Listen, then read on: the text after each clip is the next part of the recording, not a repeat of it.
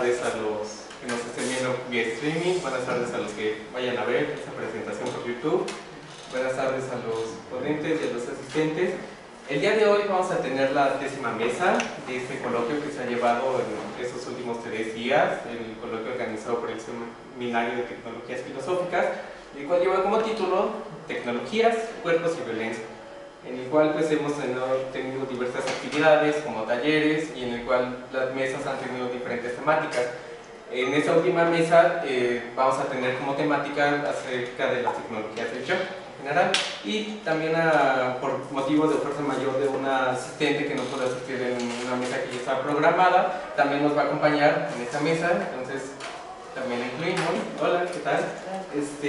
Y bueno, con esta mesa cerramos toda una serie de charlas que hemos tenido estos 2 días.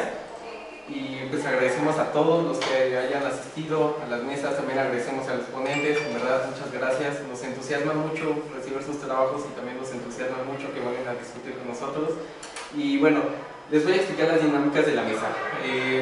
Va a ser una mesa en la cual ustedes van a exponer parte del texto o del trabajo que ustedes van a desarrollar aquí en la mesa, pero va a tener como modalidad en el que cualquiera de los ponentes o cualquiera de las personas que nos estén viendo vía streaming o cualquiera del público en general, si tiene algún comentario, alguna pregunta o quiere hacer como algún tipo de acotación, nos va a interrumpir. Entonces el punto es de que esto tenga una dinámica en base a un debate, ¿no? Entonces nada más para que lo tengan presente, o si al menos ustedes quieren desarrollar alguna pregunta de alguna presentación que escuchen, igual son libres de hacerlo, ¿no? Entonces, un poquito es como alimentar el debate y el diálogo en esta mesa. Y bueno, ¿alguien que quiera comenzar primero? ¿O yo les escojo? Pues empezamos por la derecha. Empezamos contigo. ¿Derecha o izquierda? Tú, bueno, exacto. Sí, un segundo. Ok.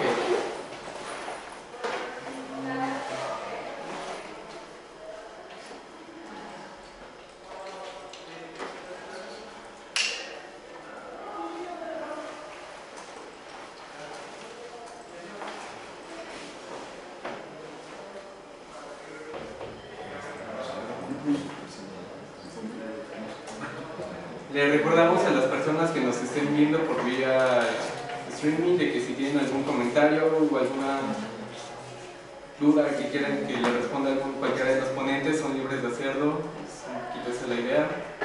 Y que también pueden ver esa presentación en el canal de YouTube en los próximos días y también las ponencias en las mesas anteriores.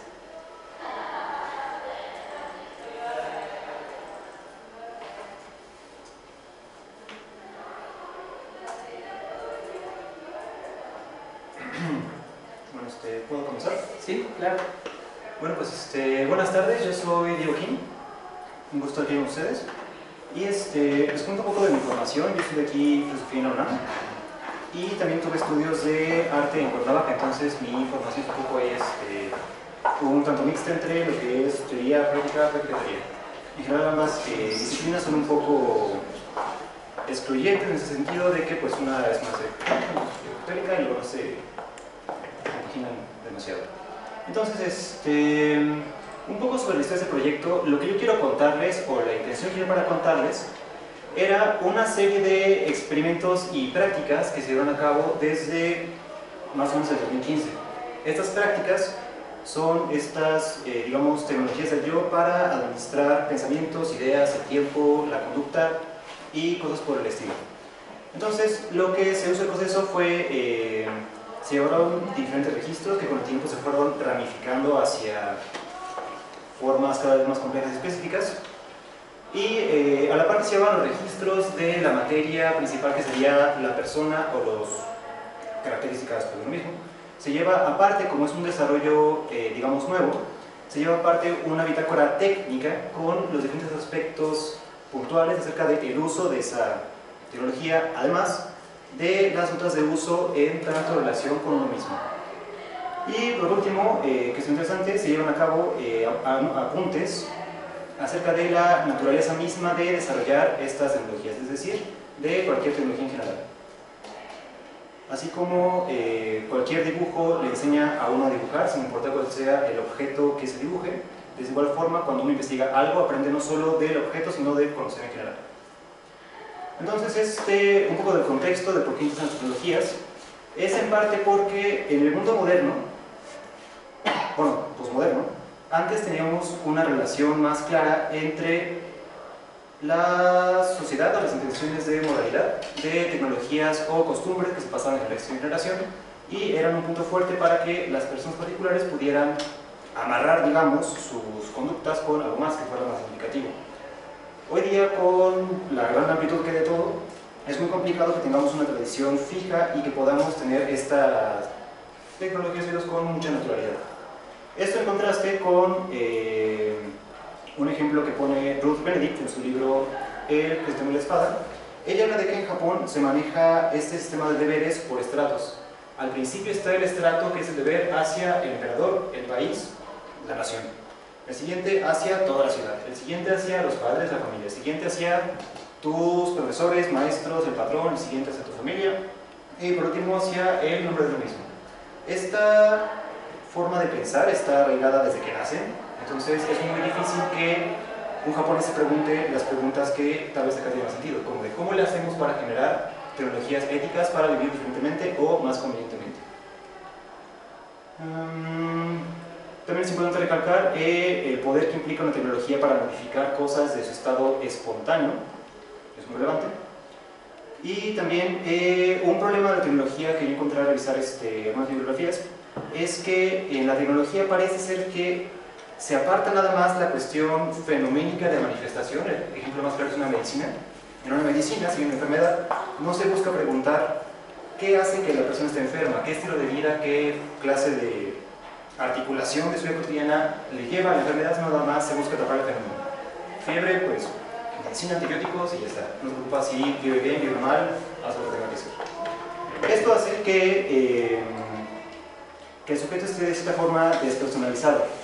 Es decir, que las herramientas necesarias que debería tener para trabajar consigo mismo vienen de fuera y eso tiene muchas implicaciones como pues la relación del capital.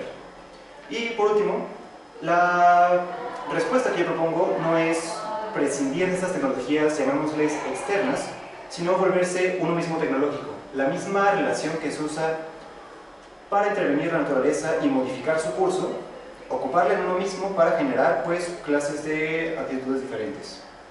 Entonces, en ese sentido, una pequeña lista de retos o niveles en que se maneja esto. El primero, como les dije, es existencial, en el sentido de pues lo que importa es lo que está pasando aquí y ahora. En otro sentido, es el reto de la creación de un dispositivo de estrategia o experimento. En otro sentido, el problema teórico de generar o encontrar o describir acertadamente los problemas y condiciones que abarcan este problema. Luego está el reto técnico de fabricarlos, el reto administrativo de manejar esta información que se genera. Y por último, que es los últimos dos más extraños, es la naturaleza del lenguaje. Dice Thomas Kuhn en la estructura de las relaciones científicas que lo que define una ciencia es su taxonomía, es lo que permite que una ciencia tenga acotados sus objetos de estudio y pueda hacer inducciones. Entonces, cuando uno está inventando algo de cero, esa es la parte más complicada, porque si algo no existe, definirlo puede ser realmente una quebradera de cabeza. Y por último, en mi caso, es el reto artístico de pensar la vida como una obra de arte. De pensar que es como si uno mismo fuera el lienzo y se fuera pintando no con tintes, sino con acciones de eventos, uno se va como modificando el mundo. Entonces, voy a hablarles un poco de las intenciones en general que se llevaron al principio de este proyecto. Un segundo.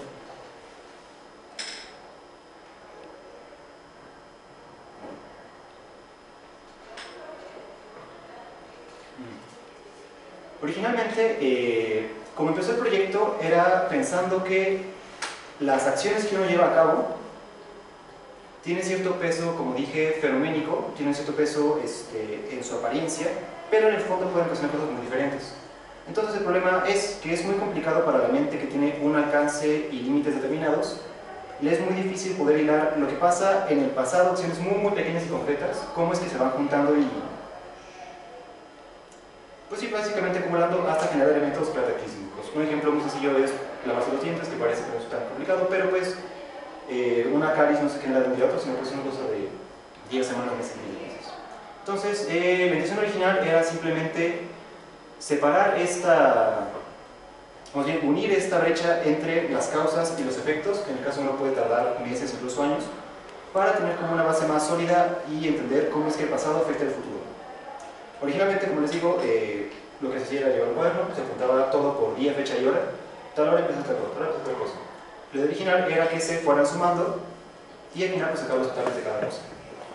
Sin embargo, el proyecto mutó rápidamente y se adoptó un punto de vista espinosista, de Spinoza. Se tomó como referencia principal lo que dice al inicio de la ética demostrada sobre el orden geométrico.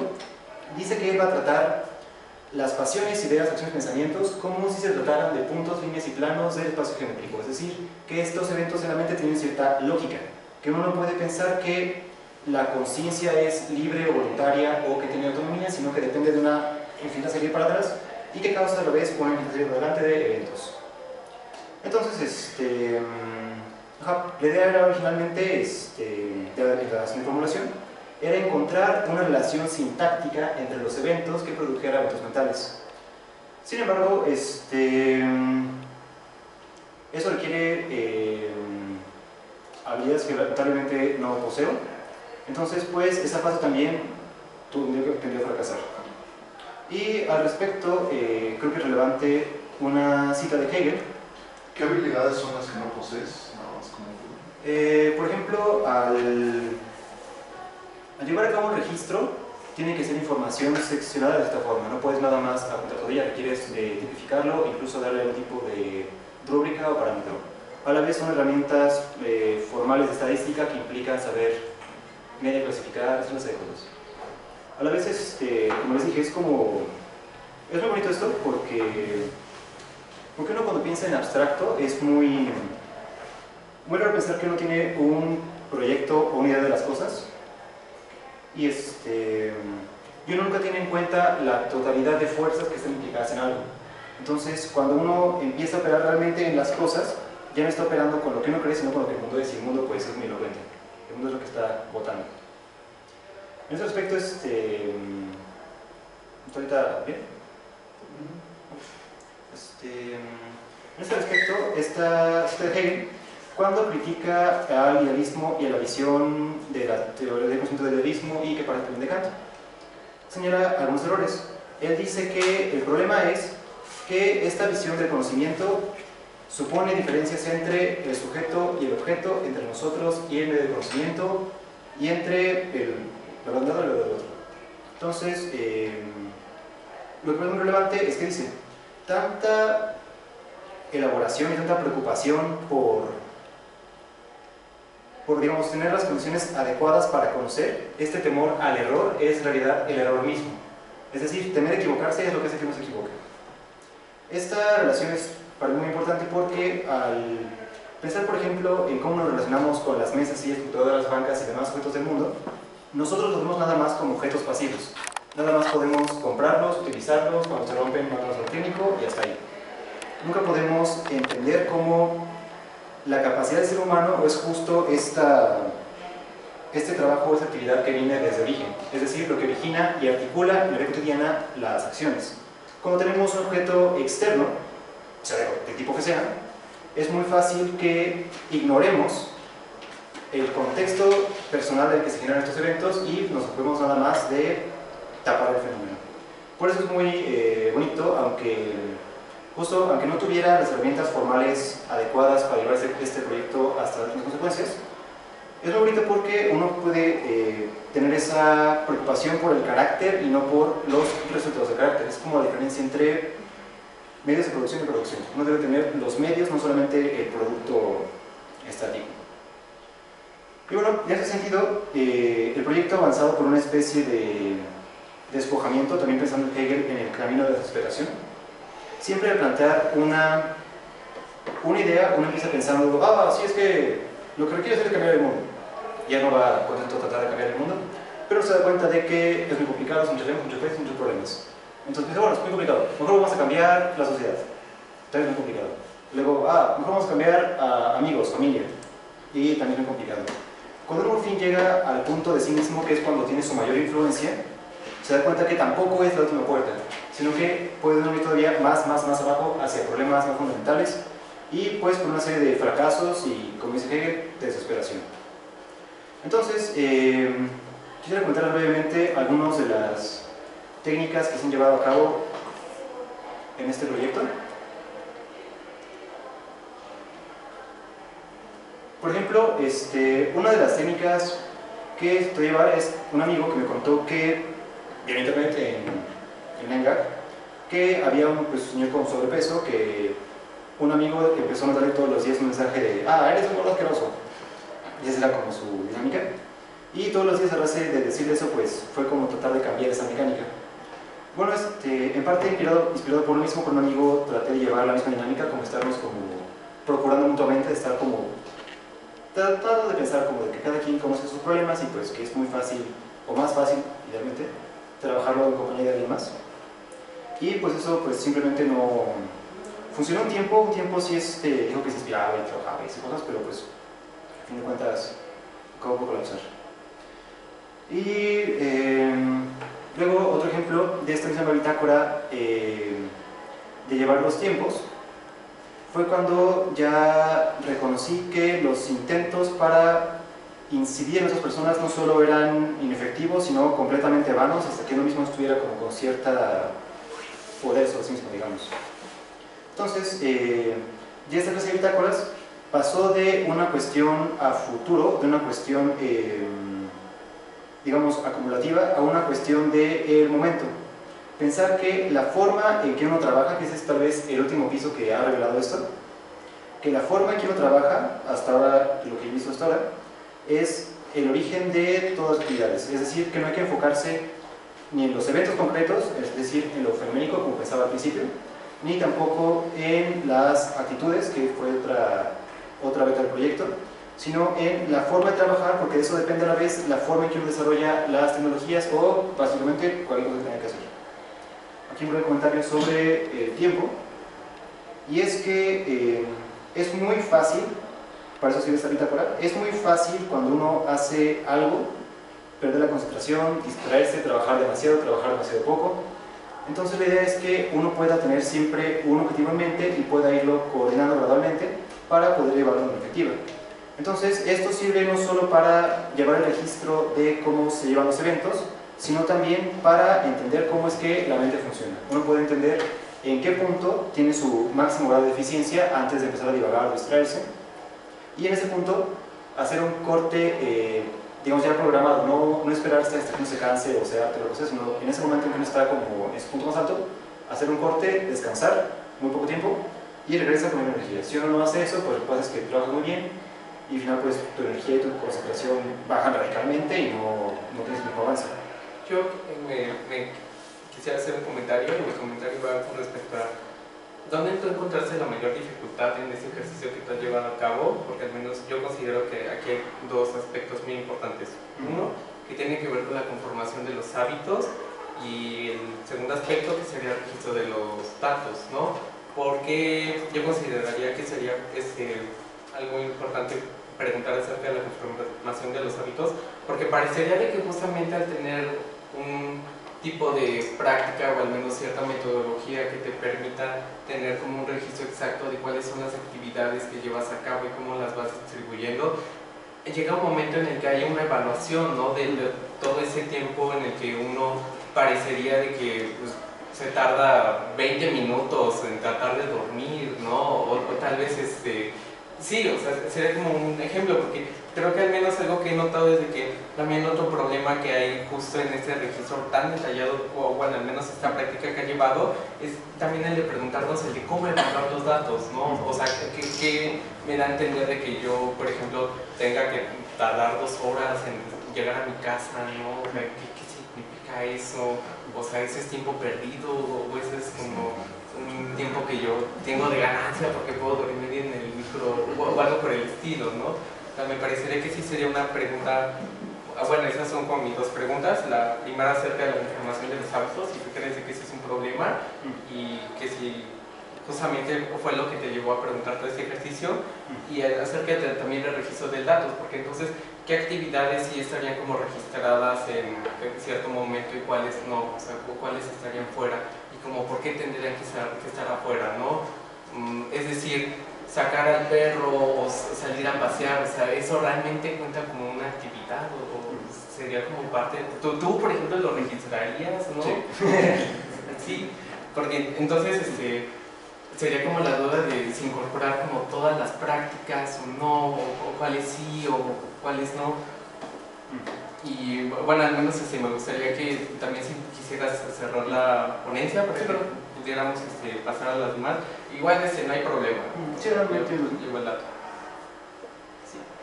Sí. Mira, yo creo que lo más importante es pensar que todas las acciones tienen su lógica y de todas las acciones se puede aprender algo. Entonces, que parte del plan de llevar esta clase de registros es, por un lado, los tiempos, por otro lado, la reflexión acerca de los eventos que ocurren en un tiempo, y lo que es clave es poderlos seccionar y archivar de manera adecuada. De esa forma, uno, por ejemplo, cuando nota algo, cualquier cosa que estaba puede cambiar, es un problema, uno puede llevarlo a su archivo correspondiente, olvidarlo por completo, y cuando sea relevante, consultar ya el conglomerado y el destilado de toda esa... Entonces, pues si sacas al PR no tienes ningún problema, pues un problema, ¿no? Pero si sacas al PR de repente, pues tendrá alguien la cuerda o pasaron bolsas o estilo sucede.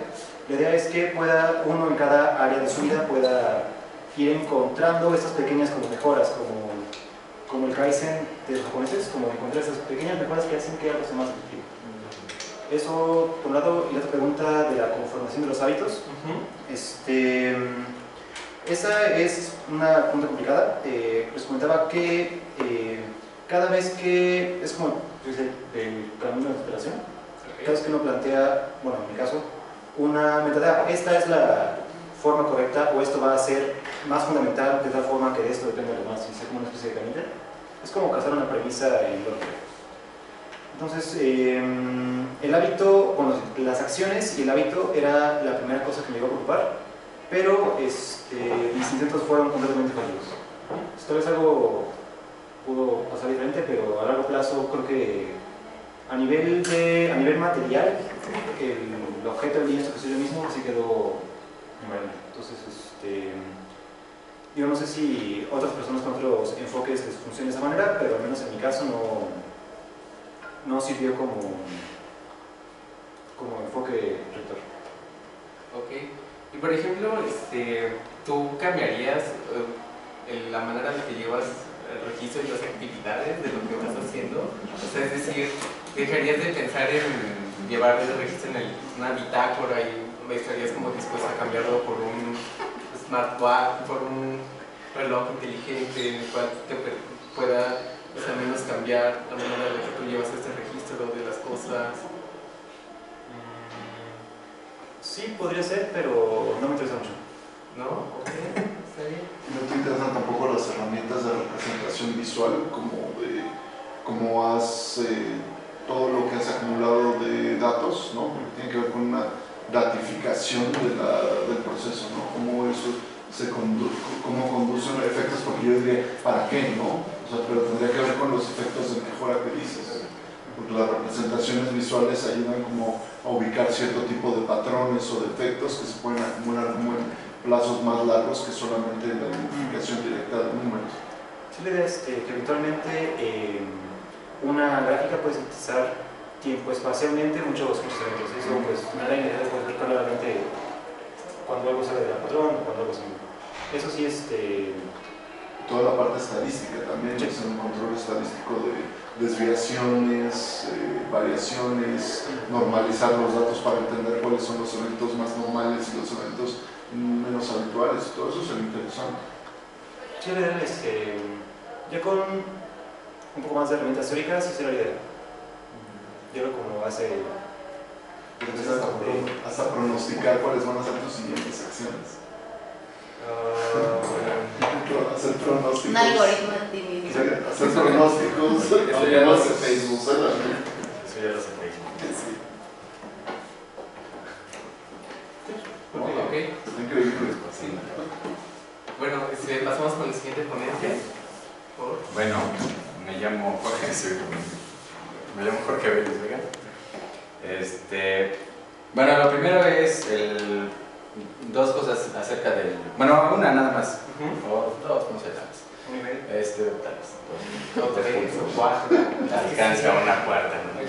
No, la primera es que cuando pones el ejemplo de salir con el perro, pues es curioso precisamente la manera en que se puede hacer, ¿no? Yo nunca había tenido perro hasta que me junté con mi pareja y ahora salimos con él. Bueno, hubo un tiempo que lo saqué todas las mañanas, ¿no? Y en ese sentido es, pues, ¿qué vas a hacer con eso? ¿Lo vas a ver como la actividad pesada, obligatoria, etcétera? Y lo haces porque lo tienes que hacer, o te enfocas en un punto de atención muy particular, y en mi caso, bueno, fue el trabajo de pensamiento, ¿no? O sea, salir en la mañana, a las 6 de la mañana, sacarlo a caminar y tener como esa reflexión tardo-nocturna, ¿no? En la que me había quedado, en la escritura, etcétera, y comenzar a reflexionar desde ahí, ¿no? Entonces, me parece que el foco de atención ahí es precisamente mantenido en una cierta variable cuando el ejercicio es continuo, ¿no? De sacar al perro, pensar, etcétera, y vas registrando, y por otro lado, pues no solamente vas configurando un ejercicio continuo, estable, sino que pues creas un hábito para tu propia vida, ¿no? Y ahí Hegel, en las lecciones sobre historia de la filosofía de la historia universal, ahí tiene como el carácter, ¿no? Es precisamente tratar de producir un hábito de vida que siempre esté como creando, porque en el momento en el que eso se estabiliza y en alguna medida comienza a ir en picada, ¿no? Como en algún tiempo algunas generaciones de jubilados ya no trabajaban porque precisamente el trabajo era su hábito y comienza en su declive, ¿no? Y es precisamente comenzar con un hábito de muerte. O sea, ahí es donde el hábito de muerte ya, ¿no? Ahí solo va a encontrar la muerte, ¿no? Entonces ahí la configuración del hábito pues es precisamente el ejercicio continuo. Y me recuerda mucho, ¿no? Como tu ejemplo, este texto de Foucault que se llama La escritura de sí, donde precisamente pone todos algunos ejercicios espirituales de los estoicos tardíos, en específico Séneca, Epicteto y Marco Aurelio, que eran los hipomnémata, ¿no? Especies como de cuadernitos donde ellos no se ponían lo más importante de su día, o alguna frase que leían, o alguna frase que escuchaban, ¿no? Que era como contundente para su existencia en ese momento, porque después de todo eso era un ejercicio para la memoria, ¿no? Y entonces en cualquier momento de desdicha, de angustia, de tristeza, retomaban la nota y decían, ah, claro, ¿no? Y la otra era la relación epistolar, ¿no? Que era precisamente como lo que dice nuestro compañero, ¿cómo te llamas? Marat, lo que dice Marat, ¿no? Como este registro de tu vida en tanto que puedes establecer todas las variables y establecer, digamos, una especie como de continuidad y de estabilidad en tus propios actos. Bueno, lo que hacen en las relaciones epistolares pues era eso, ¿no? Platicar, contar su vida cotidiana, desde que me bañé, de que fui a comer con Chuchito, de que me salí a pasear con la tía no sé quién, etcétera, pero era para darle a entender al otro la estabilidad del carácter, ¿no? Es decir, que nunca se dejaron llevar por la cólera, por la ira, ¿no? Que no se sumieron en la tristeza, ¿no? En la angustia. Entonces precisamente era contar la estabilidad de la vida, ¿no? De un carácter.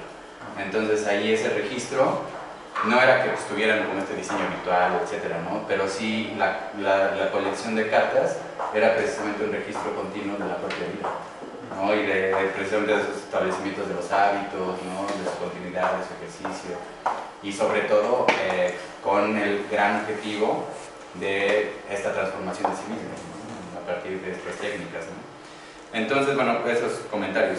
El texto que quiero presentar, yo sí voy a leer porque me gusta leer, es precisamente de las artes de vivir a las técnicas de sí, y va a ser expositivo en el sentido de que es un seminario de Foucault que se llama Subjetividad y Verdad, de los cursos que dio en el Collège de France, y que de alguna manera tiene una peculiaridad muy importante para mis intereses, que es la relación entre bios y zoé, y tiene que ver con la posibilidad de fundar una biopolítica diferente, ¿no? Entonces, Este trabajo está inscrito en uno mayor, en un proyecto de investigación que se llama El triunfo epocal de la SOE, para hacer una crítica de la racionalidad biopolítica. Y bueno, pues en algún sentido trato de encontrar aquí, a partir de los comentarios de Foucault, cómo una biopolítica en algún sentido puede, una técnica entendida como técnica de dominio, ¿no? Es decir, de tener efectos de dominio sobre los individuos, o en todo caso sobre las poblaciones, ver cómo en alguna medida, a partir del arte de vivir, de estas técnicas de sí, se puede configurar más bien lo que dice Foucault y la anuncia, una especie de biopoética, ¿no?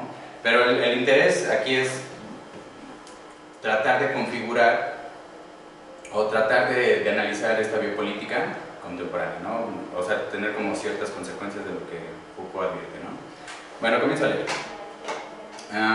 Es un trabajo más extenso, entonces voy a empezar a la mitad para, espero que se entienda. Lo que caracteriza la ascesis de uno mismo, o al ejercicio de sí mismo sobre sí mismo, es la triple relación con los siguientes términos griegos.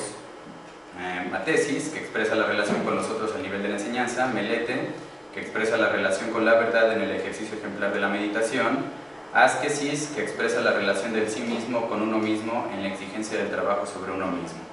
Podemos decir que las artes de vivir tienen una realidad de exposición y otra realidad de exigencia.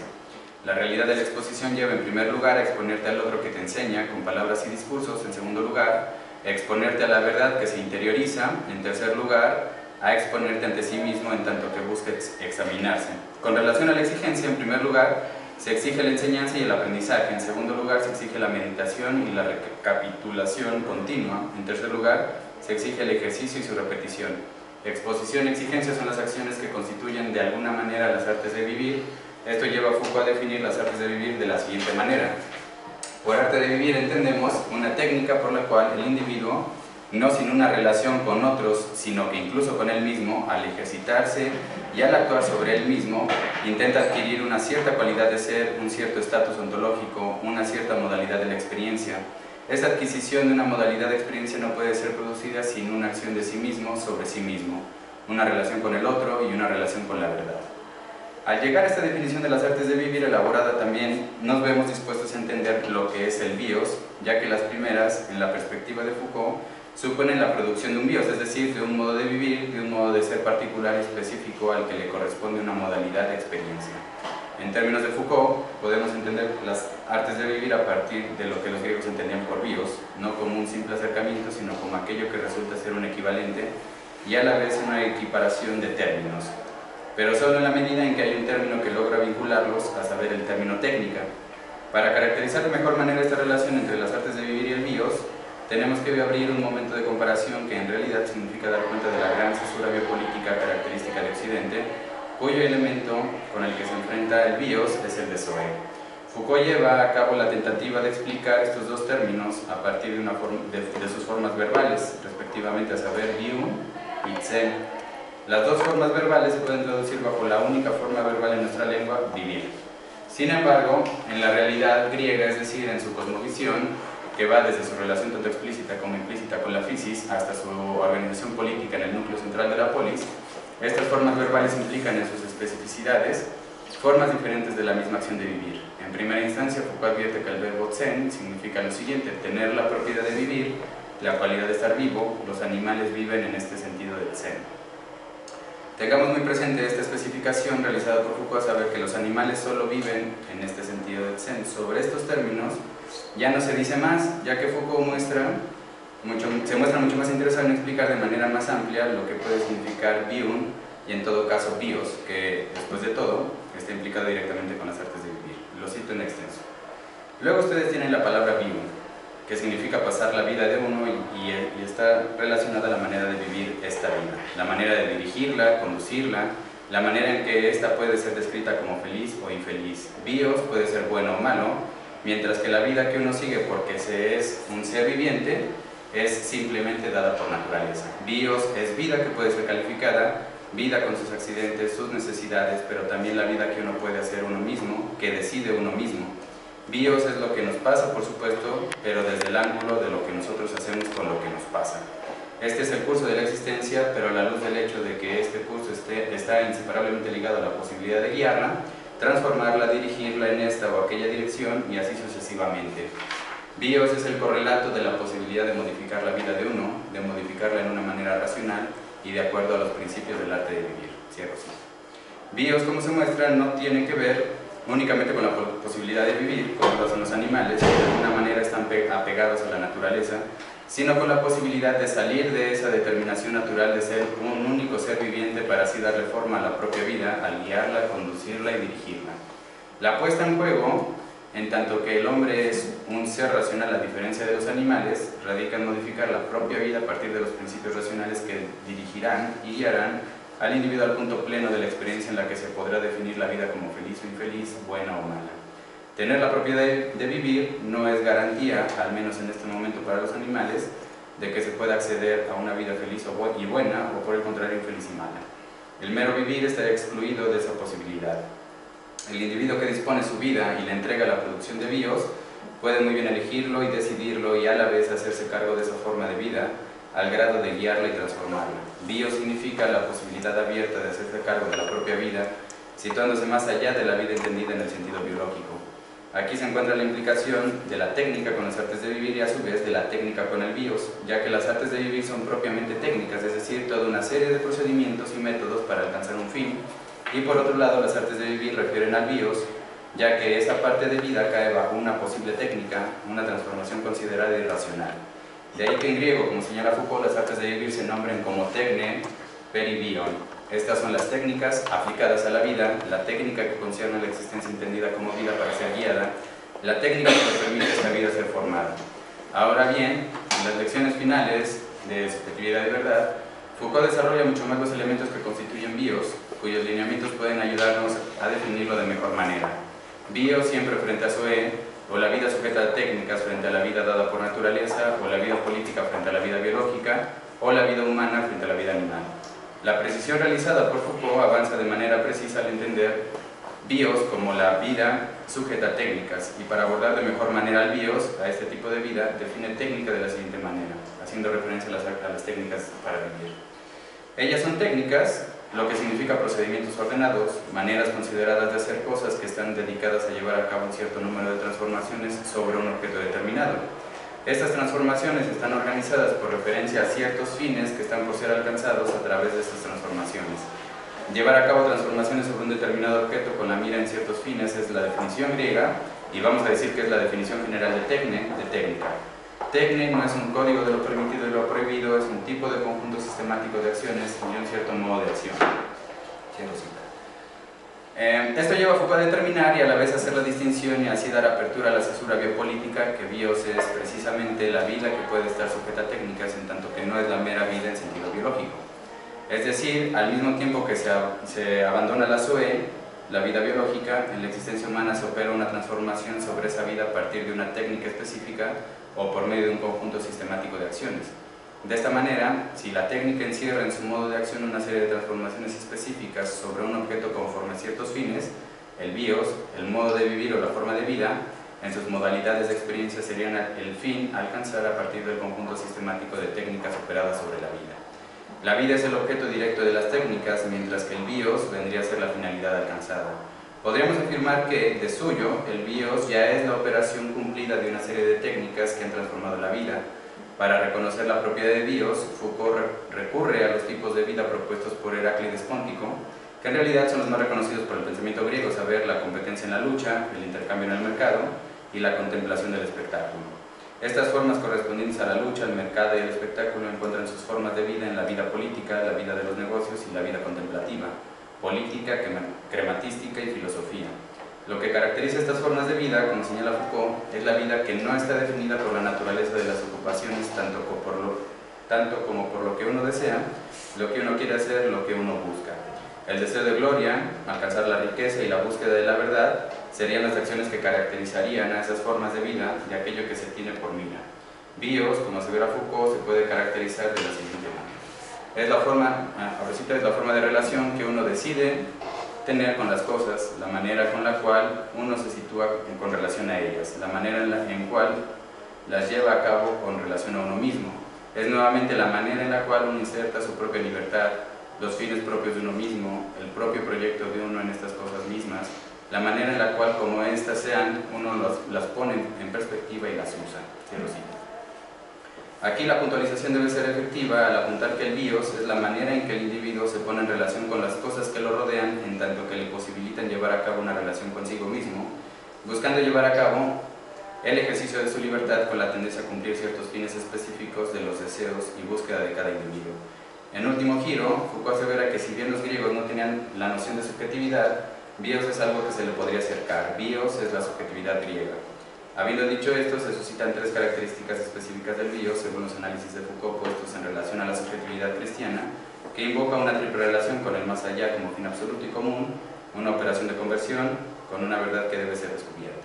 A diferencia de esto, las tres características de la subjetividad griega, es decir, el bios, son las siguientes: aciertan la disposición de fines que cada uno establece el criterio necesario para afirmar el trabajo continuo de sí sobre sí mismo, y se produce como el acercamiento o mejor la búsqueda indefinida o finita en cada forma de existencia de un fin que uno logra o no logra alcanzar.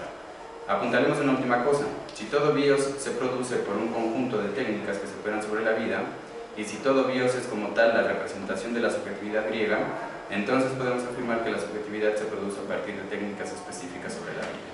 Así como afirma Foucault, las técnicas de vida, las technai periton bion, son en el fondo procedimientos de constitución de una subjetividad o de una subjetivación. Con esto podemos aseverar que ni todo bios ni toda subjetividad es soberana y fundante, sino que en realidad, como fin de toda una serie de técnicas, resulta ser una producción. Con producir entendemos en este momento llevar al ser lo que no es. Ahora bien, habíamos entendido las artes de vivir como aquello que puede constituir un bios, en tanto que se decide y como tal representa el ejercicio individual de cada uno. A estas artes de vivir Foucault las nombra de otra manera. Para dar cuenta de ello tenemos que regresar a la clase del 14 de enero de 1981, ya que ahí encontramos un problema que concierne no solo por lo que significa para las artes de vivir, sino por lo que representa para nuestro tema, el tema principal de la biopolítica. Después de hacer la primera indagación sobre bios, tras el gran análisis sobre las artes de vivir, Foucault decide entenderlas bajo otra perspectiva. En primera instancia decide nombrarlas como biotécnicas, pero decide no hacerlo, ya que la palabra podría, cito Foucault, podría apenas ser utilizada por el significado que ahora se le da, nos desplaza hacia algo completamente diferente. Y después hay un silencio en la explicación. Después decide utilizar la expresión técnica o tecnología del sí mismo, con la cual quiere explicar lo siguiente. Cito Foucault: estas prácticas es una cuestión de pensamiento, de procedimientos elaborados, sistematizados, enseñados a los individuos de tal manera que, a través de la dirección de su propia vida, a través del control y transformación de sí mismo por el sí mismo, ellos puedan alcanzar un cierto modo de ser. Esta definición de las técnicas de sí es altamente compatible con la definición que ofrece Foucault de las artes de vivir, y solo queremos constatar ello. Pero lo que verdaderamente nos importa en este momento es el silencio que Foucault decide abrir al nombrar las artes de vivir como biotécnicas, por el significado que ahora se le da. Y menciono esto ya que, si bien en la clase no se menciona, el manuscrito del curso presenta un párrafo más en el que se detalla el por qué rechaza nombrarlas de esa manera. El párrafo emitido dice lo siguiente, y abro cita: la biopoética estaría justificada, ya que de hecho es una especie de fabricación personal de la propia vida. Noten que estas artes, en estas artes la pregunta a menudo surge a partir de si el acto es o no bello. Se podría así seguir el problema de la conducta sexual. Biopoética, donde es un asunto de la conducta estético-moral de la existencia individual. Biopolítica, donde es un asunto de la normalización de la conducta sexual, de acuerdo a lo que está considerado políticamente como el requisito de la población. Cierro. Y si resulta de nuestro interés, esta nota se debe al hecho de que resitúa la biopolítica en un presente en el que pareciera que cancela toda posibilidad de hablar de una biopolítica pasada. Al prestar atención a las palabras de Foucault, damos cuenta de la mención de dos importantes conceptos que constituyen el marco de reflexión de sus otros análisis sobre el poder sobre la vida, a saber, normalización y población. Esto por un lado, mientras que el aspecto biológico al que se dirige esta estrategia de poder se ve representado por la conducta sexual, ya que en su interior se encierra la problemática de la reproducción y de la natalidad, así como la disminución e incremento de enfermedades relacionadas con esas prácticas. De esta manera, la biopolítica se presenta como el poder que se dirige al aspecto biológico del cuerpo de la población para normalizarlo según los requisitos de una política específica. Tendríamos que ir un poco más profundo en el análisis para poder ver qué es lo que está verdaderamente en juego una vez que hemos revisado el par de conceptos OE-BIOS, ya que atendiendo a lo que nos ha mostrado Foucault, daríamos cuenta de que la biopolítica, esa que busca normalizar el aspecto biológico de la población, no trata de producir un BIOS en cada uno de los individuos que constituyen ese gran cuerpo, y más bien se reduce a controlar y operar sobre el aspecto biológico, que será identificado con SOE y que hemos entendido como aquello que tiene la propiedad de vivir o que tiene la cualidad de estar vivo como los animales. Si esto es así, la biopolítica normalizante de nuestros tiempos estaría funcionando bajo ese único espectro de acción en el que la existencia y la vida humana, para la mirada política, estaría reducida a esa dimensión de SOE, es decir, al nivel de lo biológico, y de manera radical a la vida animal. En esa dimensión, desde la aprehensión de un proyecto global normalizante, no habría la posibilidad de desarrollar artes de vivir o, en los términos Foucaultianos, tecnologías de sí, ya que, como hemos visto, solo bio se puede considerar como la existencia y la vida que está sujeta a técnicas que en todo caso se encargan de producir la subjetividad. Así, el proyecto biopolítico global de nuestros tiempos, si está dirigido a la única dimensión de SOE, en tanto que intenta normalizarla por todos los medios, activaría de manera irremediable tres tipos de relación. 1. La relación con un fin absoluto y común. 2. La relación con el abandono a reglas de conducta que solo importan a lo biológico. 3. La relación con las formas de expropiación de las modalidades de la experiencia, en tanto se piensa lo impropio de los individuos. Estas serían tres consecuencias, al menos, del curso de una biopolítica que se dirige a la SOE antes que al BIOS. Lo grave de esta realidad no es que solo se busque normalizar la SOE, sino que a la vez que la controla también logra reproducirla a otras escalas. En este sentido, toda técnica que se dirige a la población no tiene otra intención más que normalizarla y a la vez reproducirla en su ser biológico. Y por último, estas técnicas serían, o al menos así las podemos interpretar, propias de las técnicas de dominación. Y bueno, con eso gracias.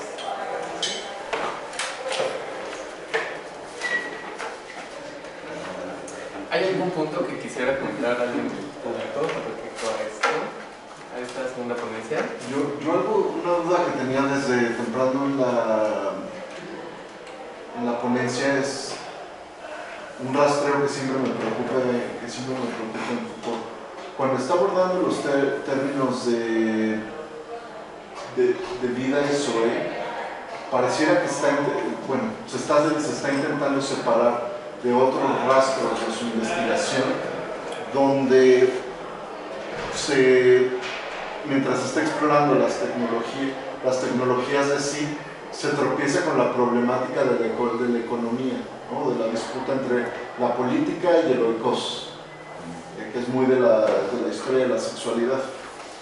Hace unos días en el seminario estábamos teníamos un taller era como un grupo de lectura de la condición humana de Hannah Arendt.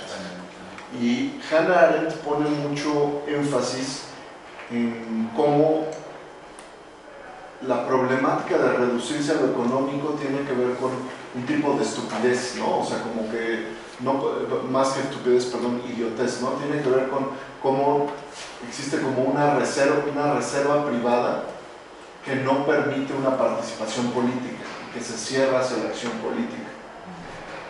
Como términos tecnológicos, y pensando en esos términos que tú estás explorando y analizando, no sé si tú entenderías que Foucault, a partir de esos términos, podría encontrar como una diferenciación efectiva en contra de esos términos económicos que parecen ser un tipo de encierro, un tipo de no es marginalidad, es como un límite político, un límite de lo político. Sí, bueno, al menos hasta donde yo, digamos, en la exploración que he hecho de Foucault y de sus seminarios, algunos de ellos, en seguridad, territorio y población es muy claro, ¿no? Una vez que va avanzando, si no mal recuerdo es la clase del 18 de marzo, ahí donde, digamos, sitúa el problema del nacimiento de la seguridad como una tecnología política, en todo caso, que busca controlar no solamente a los individuos, como en el caso disciplinario, sus cuerpos, sus conductas, sino que la seguridad trata de abarcar un poco más, ¿no? Y en todo caso caso va a estar dirigida a la población. Y el problema es ese cambio, ¿no? Esa seguridad que ahora se dirige a la población, es decir, evita de alguna manera, le da un giro a otro objeto muy particular que digamos estaba puesto en relación con la ley, que es el pueblo. Y el pueblo entendido como sujeto de derechos. Es decir, la población no se entiende como sujeto de derecho, sino se entiende como mera entidad biológica. Es decir, que sufre riesgos, peligros, y en todo caso la preocupación política solamente debe de estar entregada a regular precisamente todos esos efectos negativos en las condiciones biológicas de la población. Y entonces, cuando se da ese cambio, precisamente de entender no al sujeto de derechos, que en todo caso sería esta realidad del pueblo, ¿no? De la acción efectiva de la política, la que va a poder hacer el cambio, luchar por las leyes, la reforma política, constitucional, etc. El orden de la población es en todo caso un orden más pasivo frente a la ley, ¿no? Más bien es activo frente a los reglamentos, es activo frente a los códigos, ¿no? Por ejemplo, piensa cuando se vino la extrema contaminación aquí en la Ciudad de México, y entonces vino el doble hoy no circula y pues todo el mundo estaba enojado. O sea, esa no es la ley, ese es un reglamento. Ajá. Pero pues todo precisamente es un orden que está atentando contra lo biológico, es decir, contra tu salud respiratoria, que te puede enfermar de cáncer pulmonar o qué sé yo, y entonces todos reaccionan frente a ese reglamento, ¿no? Pero bueno, pero esas constituciones no irían todavía dispuestas en términos de el pensamiento de Loikos, que tiene que ver con la regulación del gasto y de la acumulación, ¿no? Porque ahí todavía no hay una visión de vida que es una visión de vida que tiene que ver con un ejercicio del riesgo, ¿no? Que va más allá de la ejecución, que puede limitarse tanto por la noción de las sociedades disciplinares como de las sociedades de control, que ya tiene que ver más con lo que tal vez está diciendo tanto en el tercer tomo de la historia de la sexualidad como en los cursos de la Universidad de California en Berkeley, ¿no? Lo de Fearless Speech y toda esa parte, ¿no? Que tiene que ver con una noción donde la vida tiene que ser como puesta en riesgo más allá de eso, de los términos de una continuidad que puede garantizar como ciclos regulares de acumulación, gasto, conflicto. Tiene que ver ya con una renuncia a la normalidad o a la instauración de nuevas normalidades. Sí, ahí de lo que explicaba precisamente como en relación con esto, es precisamente cuando se hace el cambio de objeto del pueblo a la población, es precisamente porque lo que está en medio para hacer ese cambio son los economistas, y en todo caso son los fisiócratas, que entienden la población como un conjunto de seres biológicos precisamente, que en todo su actuar precisamente tiene toda la relación o está puesta en relación con los recursos, está puesto en relación con el gasto, está puesto en relación con la migración o la inmigración, ¿no? Pero ese sería un Foucault que se cierra en la normalidad. Sí, porque lo que busca precisamente es una biopolítica, o ahí en ese momento se busca una biopolítica que esté expresada en la regularización. Entonces sí es una biopolítica en ese sentido normalizante. Pero ese no sería el objetivo o sea, es que eso es parte de la estructura del texto, pero como el objetivo Foucaultiano siempre está buscando como a sujetos que tienen que ver con el rompimiento de esa estructura de la organización, ¿no? O sea, está buscando a los criminales, está buscando a los locos, está buscando a los oradores radicales. No está pensando como una biopolítica, como una estabilidad, sino como un problema, ¿no? Sí, lo que yo creo es, Foucault describe precisamente cómo se construye toda esa realidad, ¿no? O cómo hay toda una serie de elementos que en algún momento comienzan a tener relación y fundan un tipo de realidad.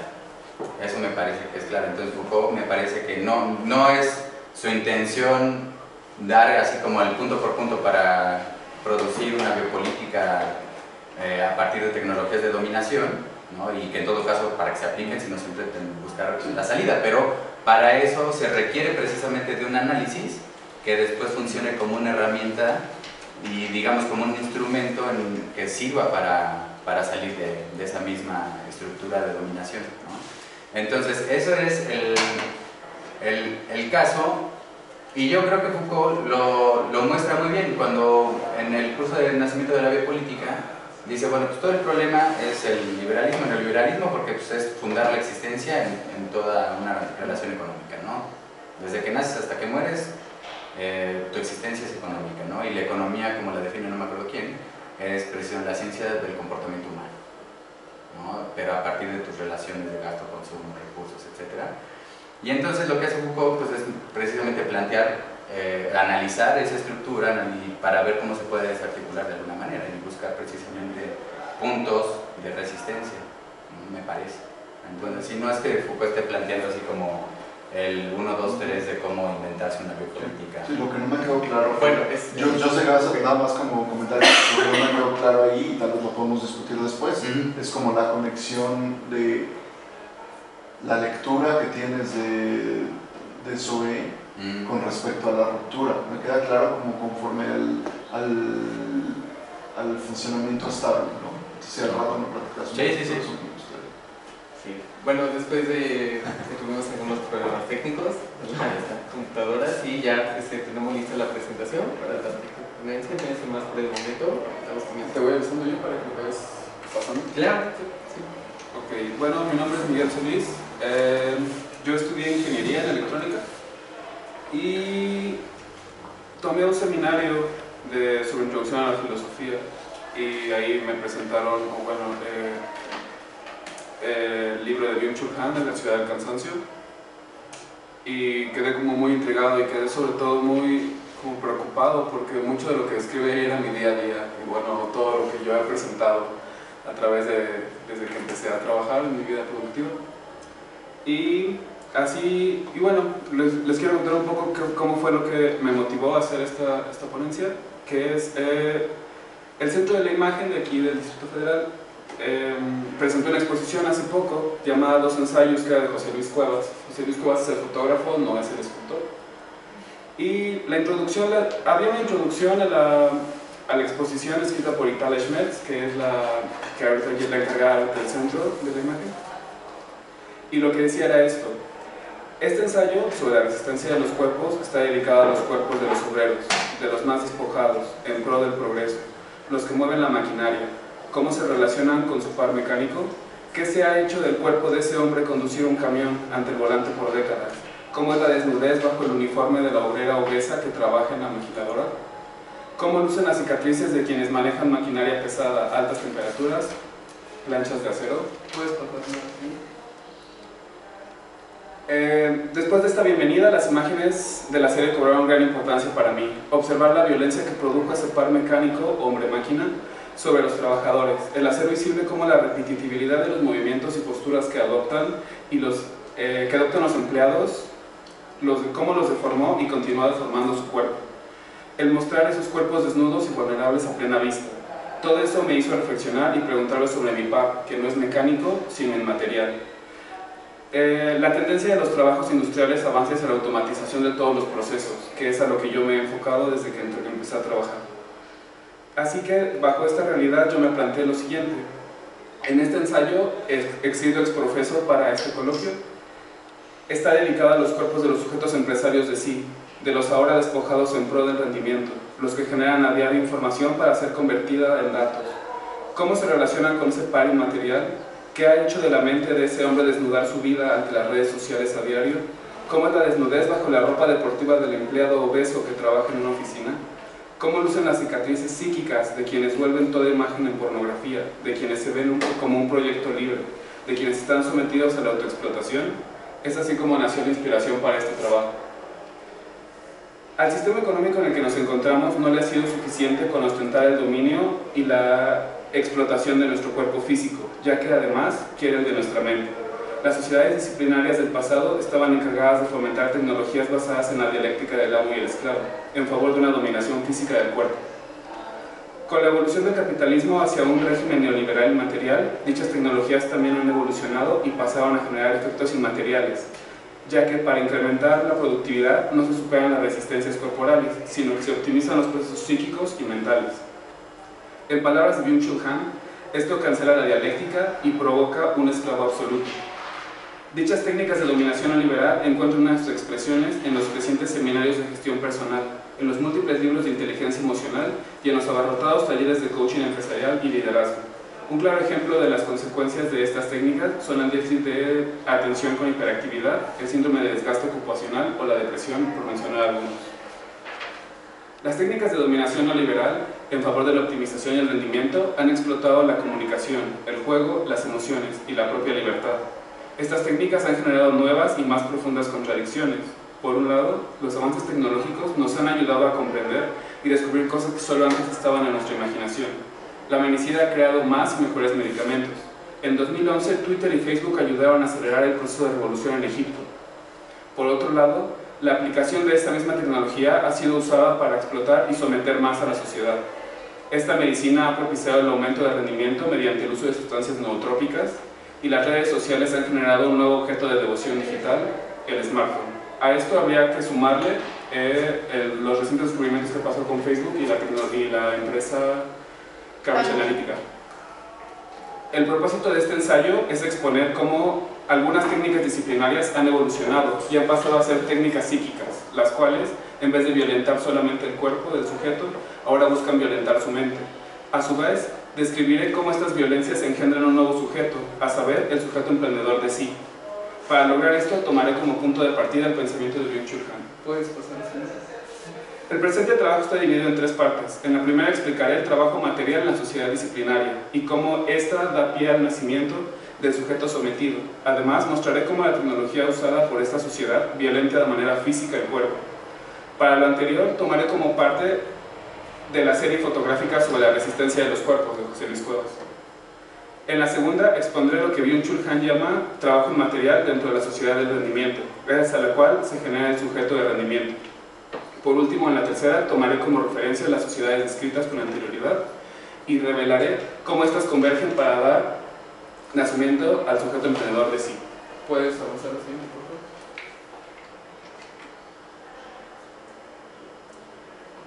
por favor? Ok, el trabajo material. Para Foucault, los centros disciplinarios por excelencia eran los hospitales, las cárceles, los cuarteles, las fábricas, las escuelas y la familia.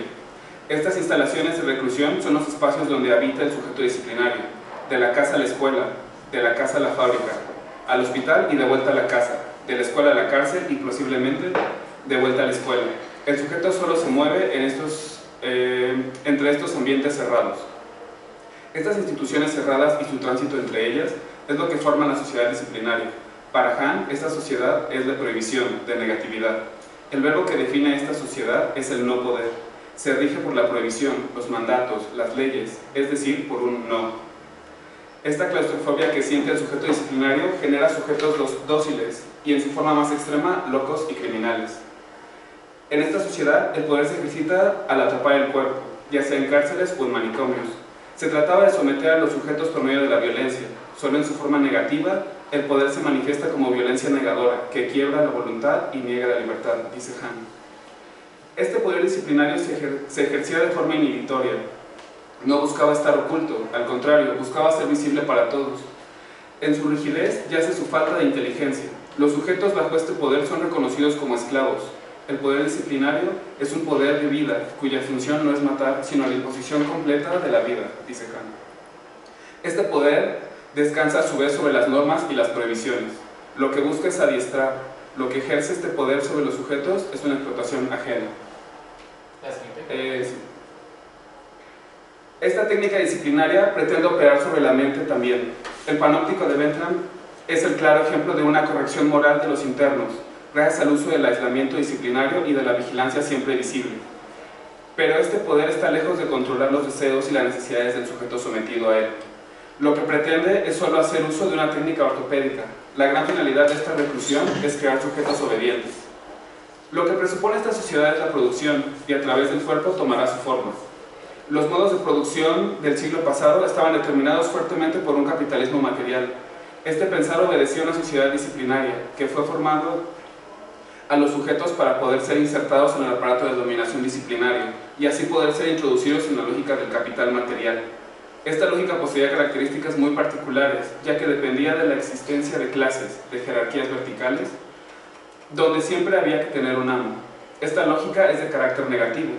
La coacción venía siempre del exterior y de alguien ajeno, por lo que era deseable tener un régimen de explotación ajeno. Como se ha dicho con anterioridad, para Han, la sociedad disciplinaria es una sociedad negativa. Esa negatividad la podemos entender como una oposición a la otredad, en la que el otro es el que me reafirma. Lo podemos ver de manera más clara en el ensayo fotográfico de José Luis Cuevas, Observaciones sobre la resistencia.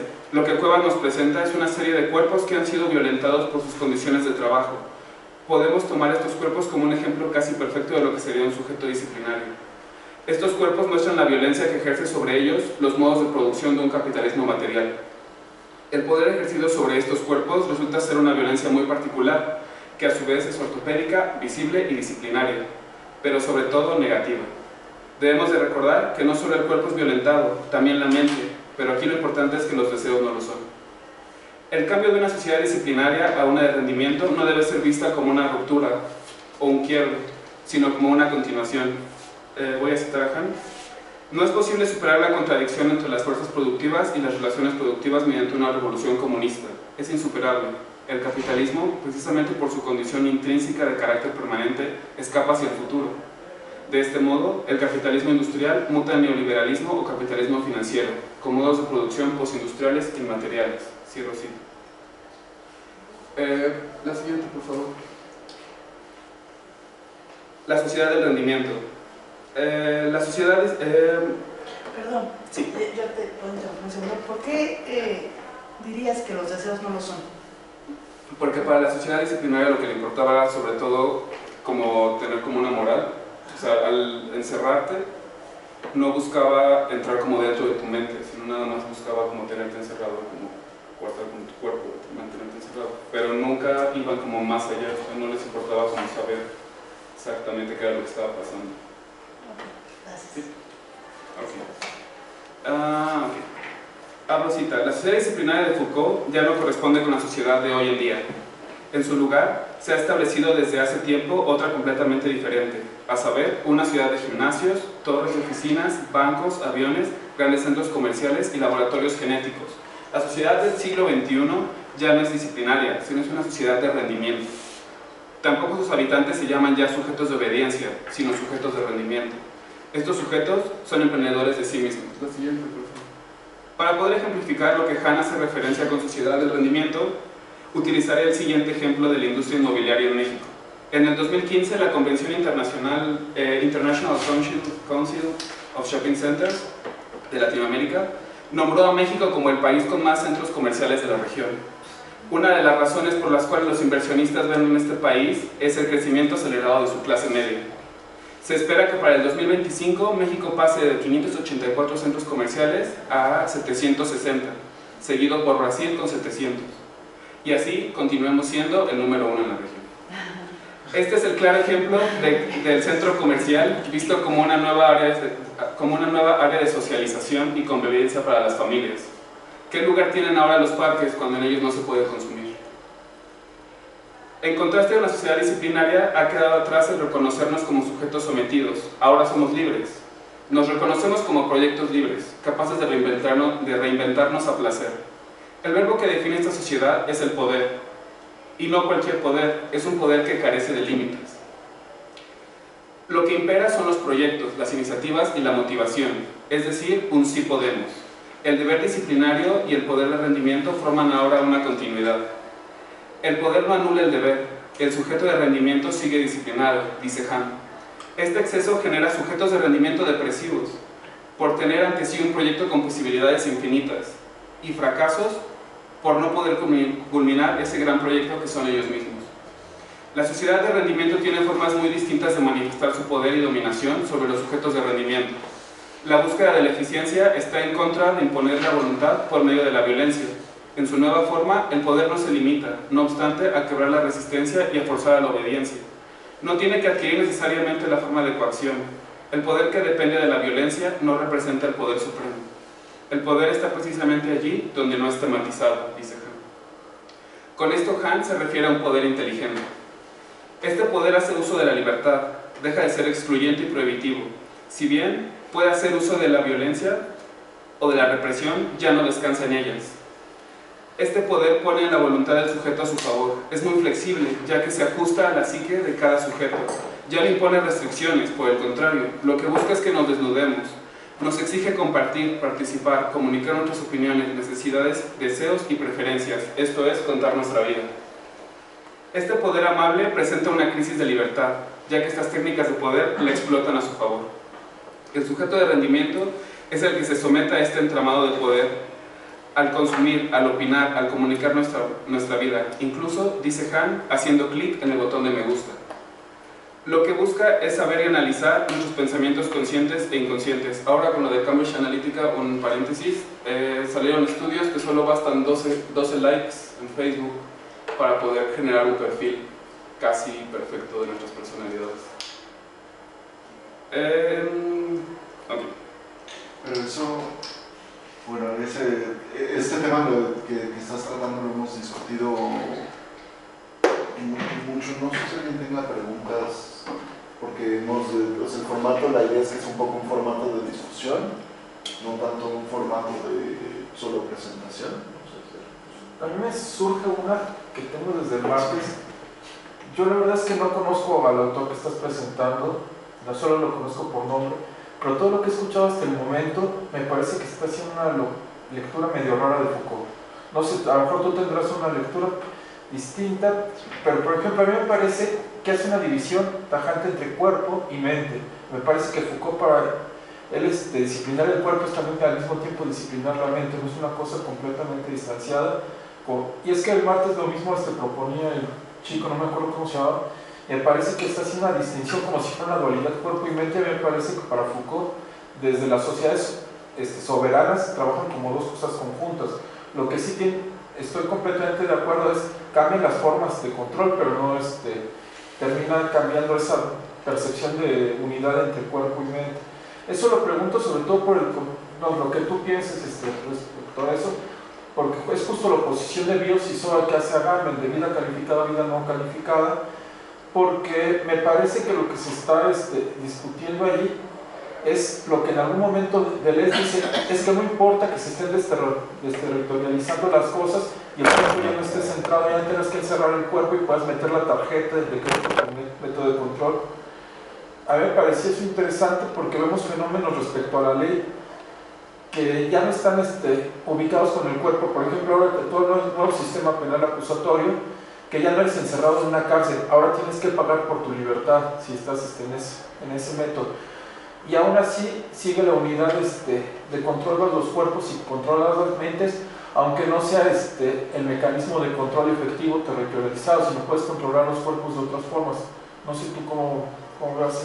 Bueno, antes de que conteste el ponente, al menos me gustaría de que atendiera esta respuesta también a consideración de que quisiera cerrar con alguna conclusión, con algo para ya pasar a la última charla, bueno, la última de la ponencia. Entonces, por favor, si también nos pudieras como compartir parte de tus conclusiones de todo este trabajo y contestar la pregunta, sería magnífico. Sí, ya estoy por acá. En cuanto a la pregunta, yo como lo veo es que ahora, no he leído tanto Foucault,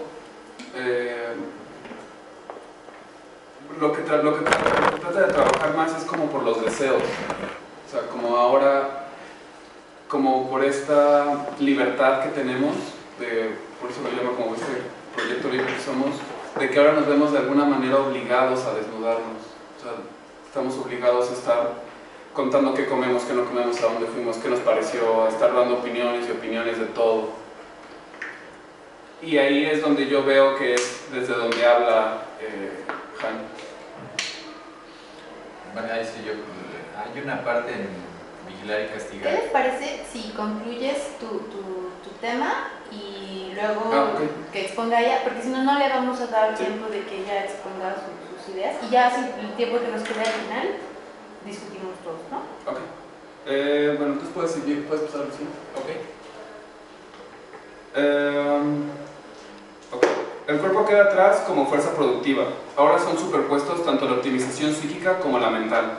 El cuerpo, al ser retirado de los procesos de producción, se le dota de un nuevo proceso de optimización, a saber, la estética. No es sorpresivo, comenta Han, que el fitness y el sexness sean ahora motivos de explotación. Ahora, gracias a este cambio, resulta comercializable el ejercicio. La siguiente, por favor. Como ejemplo, podemos observar el eslogan de un centro deportivo. Más que un club deportivo, el lugar para cumplir mis metas, Sport City. La violencia generada por el poder inteligente va de la mano de la explotación y además ya no es visible. El sentimiento de libertad acompaña a esta violencia, el sujeto de rendimiento se vuelve explotador y a su vez explotado. El verdugo y la víctima son la misma persona. Es justo en este instante donde la violencia se vuelve positiva. Con la autoexplotación, la libertad llega a ser paradójica y a su vez es dotada de violencia. Las enfermedades psíquicas de la sociedad de rendimiento constituyen precisamente las manifestaciones patológicas de esta libertad paradójica. La siguiente, por favor. ¿Qué es lo que se entiende por un sujeto empresario? Según la revista Entrepreneur, un empresario es una persona que, con información, conocimientos, contactos y altos niveles de innovación y creatividad, reúne dinero, equipos, materias primas y personal, con el fin de poner en marcha una empresa y lograr el éxito. Sin embargo, para ser un empresario exitoso debes tratar de desarrollar ciertas capacidades que influyen en el éxito de cualquier empresa. Conócelas y conviértete en tu propio jefe, dice la revista. Con la definición anterior podemos observar sin mucha dificultad cómo la sociedad disciplinaria, junto con sus sujetos sometidos, y la sociedad de rendimiento, junto con sus sujetos neoliberales, se mezclan. Esta conjunción, junto con las técnicas de violencia generadas por esas dos sociedades, han convergido en la creación de un nuevo sujeto, al cual llama el sujeto empresario de sí mismo. Este nuevo sujeto adopta las técnicas de poder disciplinaria e inteligente. Estos poderes se encargan de que sea el mismo empresario de sí el que confunde la libertad y así se reproduzca el entramado de dominación. Esta autoexplotación disfrazada de un proyecto libre es la que se encarga de ver al yo como una obra de arte por siempre inconclusa. Es aquí donde la fórmula mágica de la literatura de autoayuda es presentada como una curación.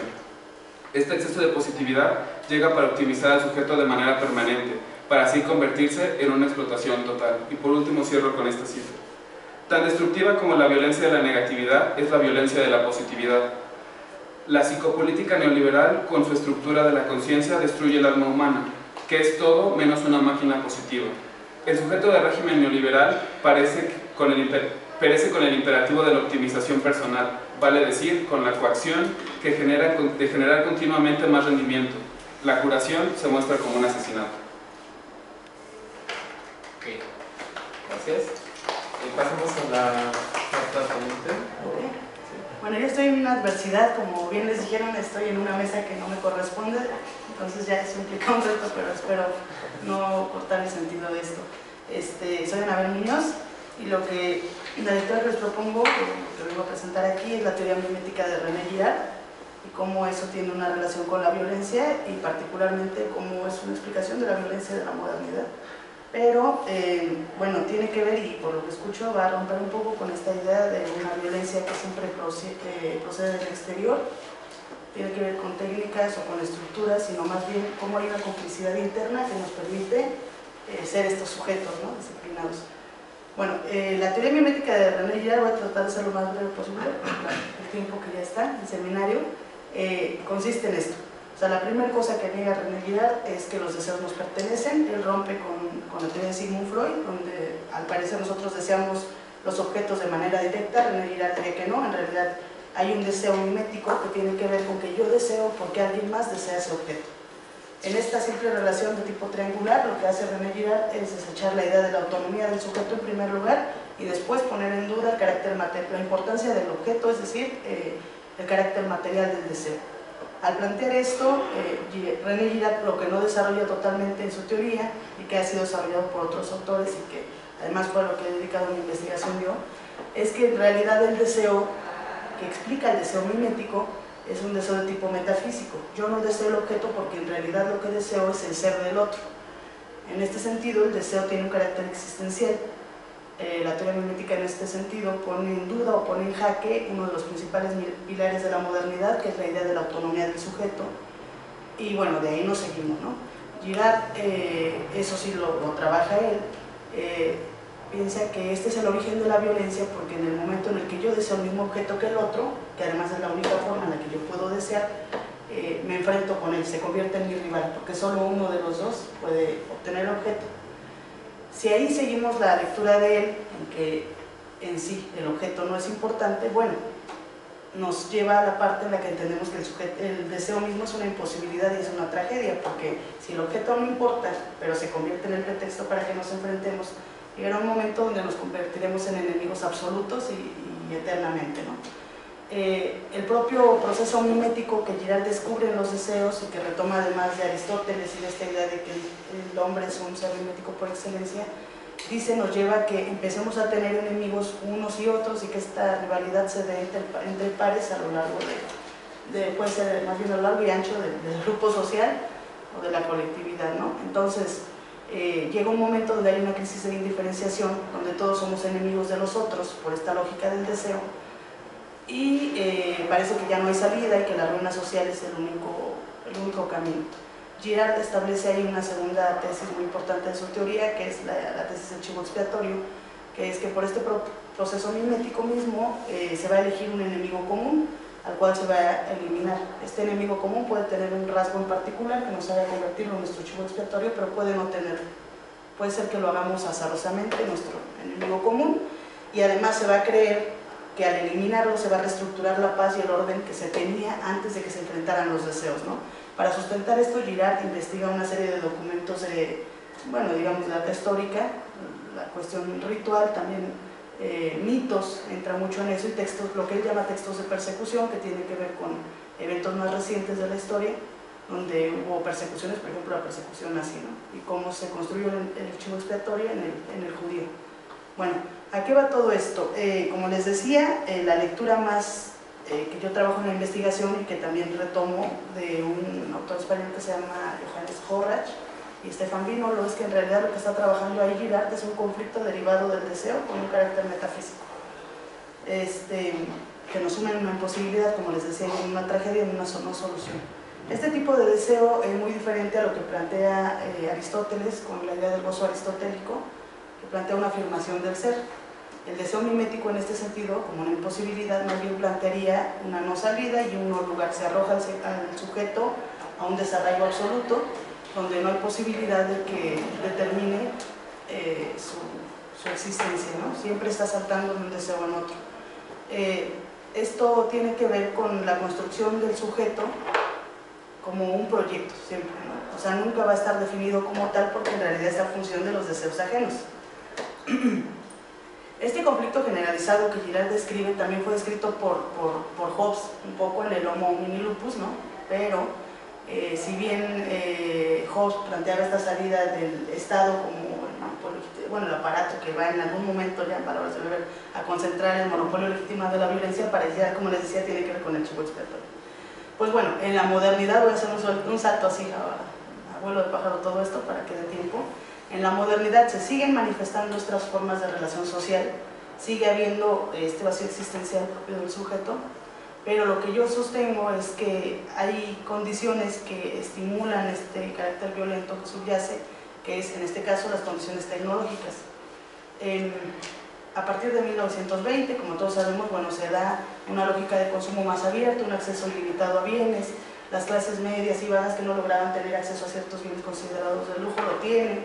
Y bueno, la Escuela de Frankfurt registró ya un montón de contradicciones esenciales a ese proceso, pero una cosa clave es que además de que hay un acceso ilimitado, entre comillas, a bienes, también se da a la par un discurso homogeneizante que tiene que ver también ya paulatinamente con la construcción del discurso democrático. ¿Cuál es el problema de esto? Que en la medida en la que los bienes se multiplican y las ofertas se multiplican, también se multiplican los mediadores. Y en la teoría mimética el mediador es el que nos sugiere el deseo, ¿no? Esto se convierte conflictivo porque en la mentalidad del sujeto se mueve la idea de que para afirmar su singularidad ¿no? Que es en realidad el deseo metafísico, una construcción del ser, afirmarse como un yo superior, un yo único, una diferencia, pues bueno, ahora tiene más oportunidades de serlo, ¿no? Tiene más bienes, tiene más signos, tiene más posibilidades de afirmar su prestigio, pero como les decía, tiene más mediadores también. Entonces, en realidad es un discurso falaz, porque, y eso lo menciona este autor que les digo, Stefan Minolo, es el desear la diferencia siempre nos lleva a imitar a todos aquellos que son diferentes, por lo que volvemos a caer en una lógica de homogeneización. Entonces, este es el ciclo de conflicto permanente en el que se encuentra el sujeto, porque se genera una frustración, ¿no? Y se genera un encono hacia esa imposibilidad del ser que en realidad él desea constituir, que lo repito, es un ser singular, es un ser supremo, es un ser diferente. Esta estandarización del sujeto lo convierte en también que, bueno, a mí me gusta mucho como lo menciona Lévi-Strauss, que es pues una saturación de sentido, ¿no? En realidad ya no hay una manera en la que yo pueda diferenciarme, aunque eso en sí mismo constituye mi proyecto de vida. ¿Qué pasa? O sea, yo creo que, y es un poco lo que sostengo, estas nuevas tecnologías entre las que se incluyen Facebook, se incluye Twitter, es como una posibilidad de formatear, ¿no? O donde se nos vende la posibilidad de una originalidad de una forma muy líquida, ¿no? Entonces, de esta manera estamos todo el tiempo persiguiendo identidades construidas en este tipo de redes, ¿no? Y de recursos tecnológicos. Hay un gran problema porque en algún momento el sujeto se desconecta de las redes sociales y vuelve a la realidad, ¿no? Ahí puede ser todo, puedes parecerte al otro, siguiendo esta teoría girardiana, en términos físicos, intelectuales, ¿no? Estas fotos en Instagram, donde además puedes modificar absolutamente tu físico, puede ser otro por algún momento. Pero por ejemplo, esa producción de deseos, ¿tú no la restringirías hacia tecnologías digitales, como los ejemplos que nos habías indicado que eran en el caso de Facebook, de Twitter, o crees que también hay otras formas tecnológicas de hacer ese tipo de producción? Creo que hay otras formas, y creo que por ejemplo la publicidad, o sea, a lo mejor cómo ha avanzado también la publicidad, no tiene que ver a lo mejor con una forma directa en redes sociales, pero sí es cómo seduces, a partir de las tecnologías que han adoptado, cómo seduces al sujeto y le prometes un ser que es justo el que desea, ¿no? Andy Warhol tenía una frase muy interesante que les digo, ya viene en este contexto postmoderno, que decía: lo grandioso de Estados Unidos es que aquí el presidente, Monroe y uno mismo puede tomar Coca-Cola. O sea, es esta lógica de yo puedo ser quien quiera ser, independientemente de que hay otras realidades que claramente contrarían ese proyecto de sujeto que puede tener cada uno. Pero, o sea, finalmente tú puedes crear eso dentro de las redes sociales, puedes crearlo dentro de los signos que consumes y los signos que le compras al mercado. Por eso sí creo que hay una complicidad. O sea, si bien hay algo que te está motivando o te está empujando todo el tiempo a que construyas ese ser a partir de los intereses del mercado, pues hay una complicidad, que es lo que nos plantea ayer, ¿no? Hay una complicidad acá y hay un deseo de ser, que es el deseo mimético, donde se explica que te hace que haga un clic perfecto, ¿no? Y que tú te empujes hacia eso. El problema es que todo eso es una construcción falaz y que en algún momento tú vas a chocar con tu realidad, te vas a eso mismo ser insatisfecho, y eso en la teoría mimética y en lo que responde acá es te va a generar una dosis de violencia que tarde o temprano vas a tener que generar una catarsis, ¿no? La explicación en tiempos de rituales, en tiempos de los textos de persecución que él analiza, bueno, se generaba este chivo expiatorio en tiempos, les digo, de sociedades arcaicas, el sacrificio como tal, ¿no? Sobre una piedra, pum. Ahora lo podemos ver de forma muy clara en los grandes movimientos de opinión que se dan dentro de las redes sociales. Son nuevas modalidades de chivos expiatorios.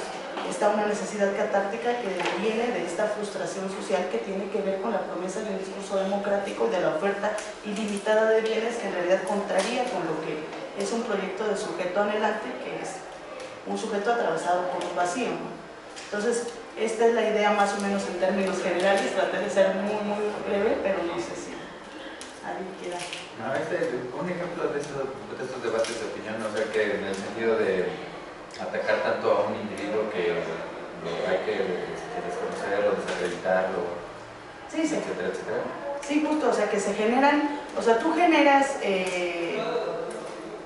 tus propias relaciones, ¿no? Digamos, sociales, pero dentro de las redes algo que se da mucho es, y bueno, creo que lo hemos visto en muchos casos, ¿no? Está el caso de Nicolás Alvarado, por ejemplo. O sea, para muchos puede ser una opinión desafortunada, para muchos no. El caso es que uno revisa los movimientos de opinión que se dieron contra él y de verdad los argumentos son cosas irreales, ¿no? Los que se dan. O sea, se hace una persecución, una caza de brujas dentro de las redes sociales.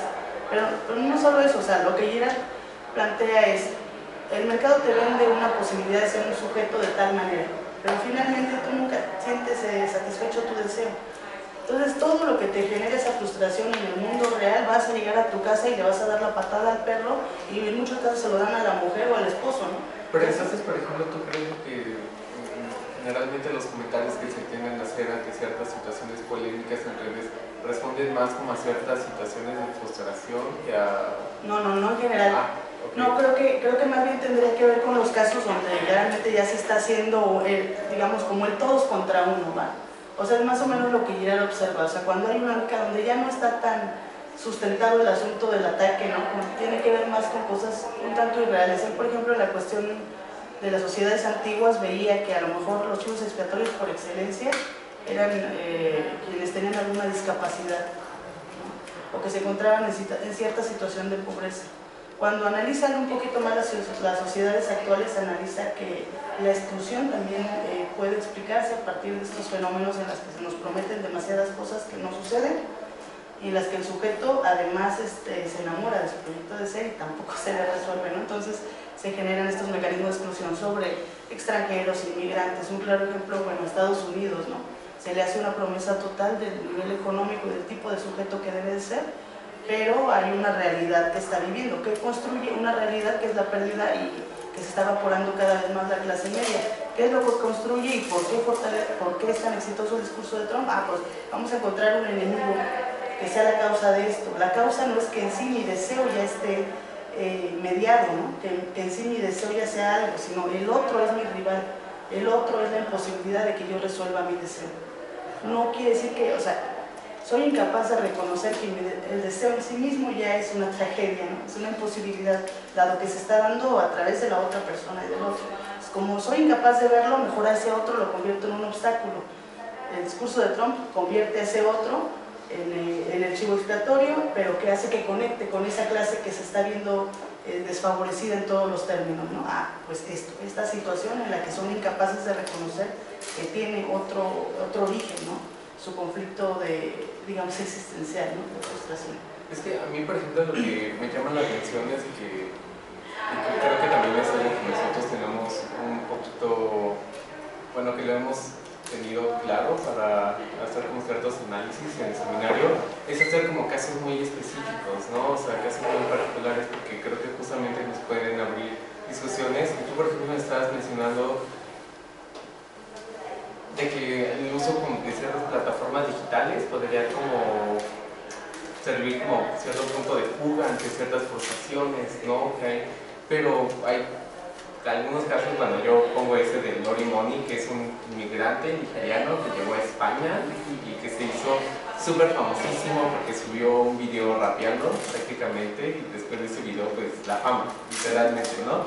Pero cuando, por ejemplo, uno pues, escucha sus canciones, generalmente en sus letras, pues quiere ser como el alarde de una vida buena, ¿no? O sea, parecería de que justamente pues tiene como acceso a cierta satisfacción de deseos, como vestir bien o pasarse con la calle con mucho swag o con mucho estilo, ¿no? Pero parecería que justamente lo puede ser porque hay un medio técnico, ¿no? Que le permite tener un video, producir un video de una manera muy rudimentaria, ¿no? Y subirlo a una plataforma digital y ponerle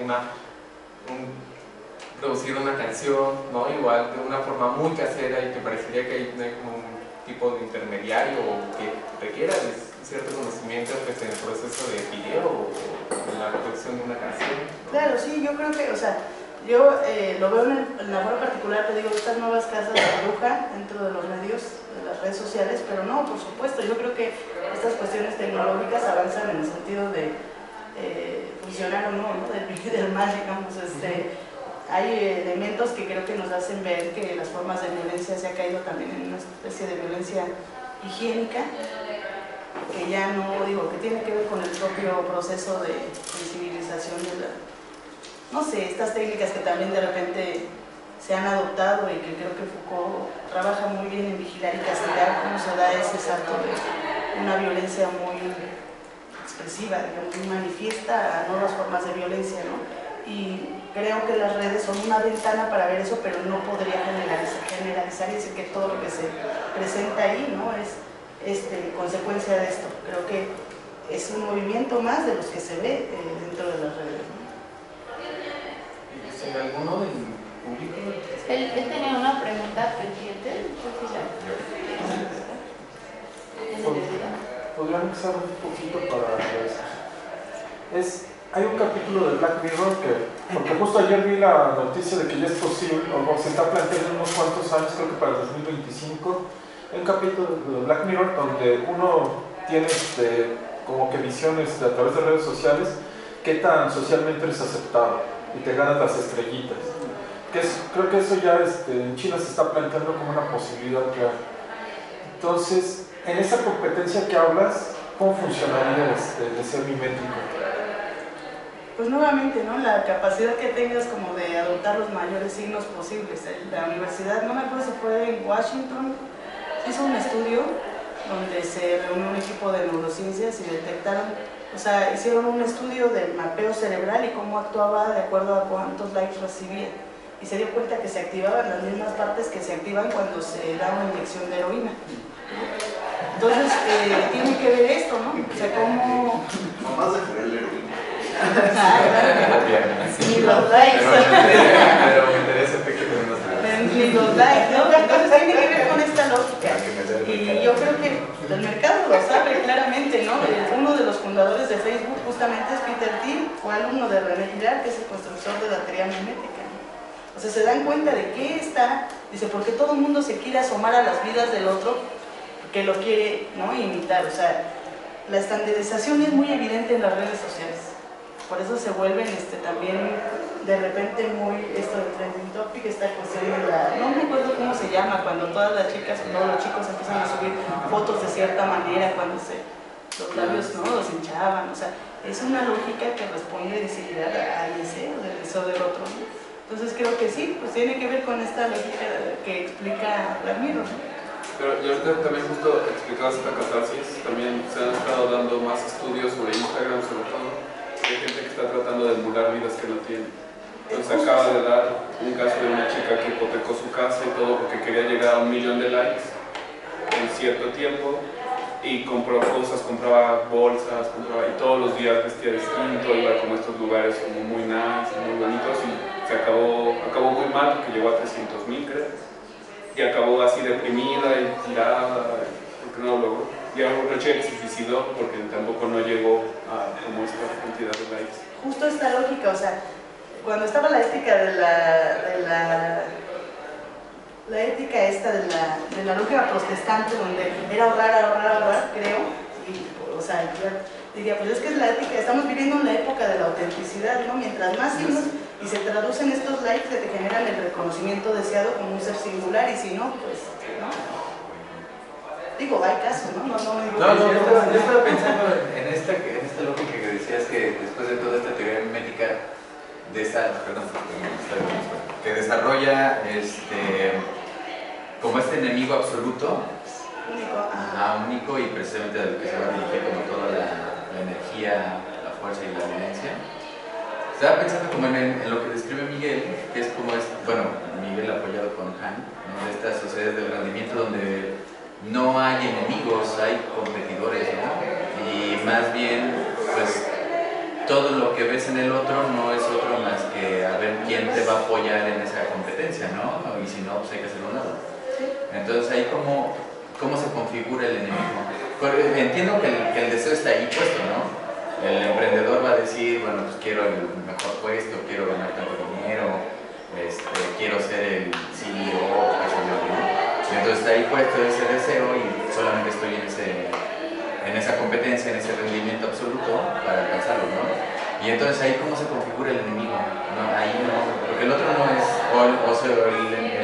competidor es una máscara solamente de que ahí está el enemigo puesto.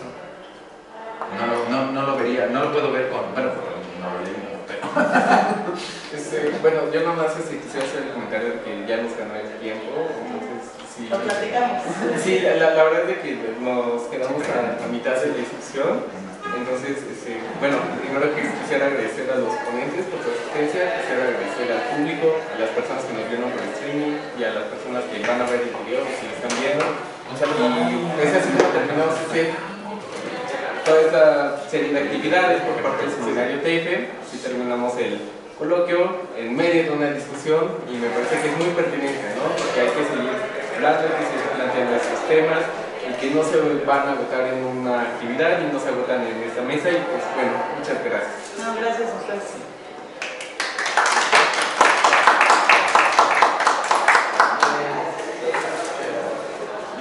Muchas gracias a todos. Pues damos una mesa del coloquio. Sí, Muchas gracias por la invitación, Gracias.